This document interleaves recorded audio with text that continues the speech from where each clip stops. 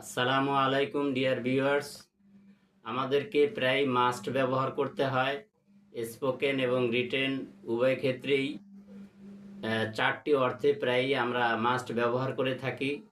এক নম্বরে অর্ডার বা আদেশ বোঝাতে, যেমন students must attend class 15 minutes before the class starts, অর্থাৎ শিক্ষার্থীরা ক্লাস শুরুর 15 মিনিট পূর্বেই ক্লাসে উপস্থিত হবে।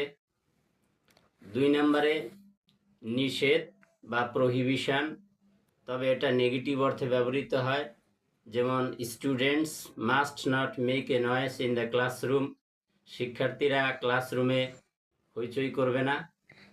তিন নম্বরে ইন্টারনাল অব্লিগেশন বা বক্তার নিজের থেকে বাধ্যতা আরোপ বোঝাতে ব্যবহৃত হয়, যেমন শিক্ষক ছাত্রকে বলল you must learn this lesson.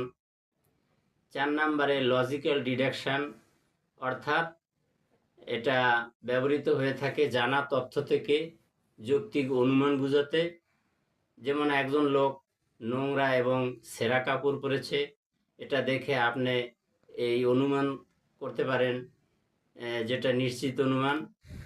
যেমন বাক্যটা এরকম হতে পারে, the man must be poor, অর্থাৎ লোকটা নিশ্চয়ই গরিব হবে। এভাবেই আমরা মাস্ট ব্যবহার করে থাকি অধিকাংশ ক্ষেত্রে। Thank you so much.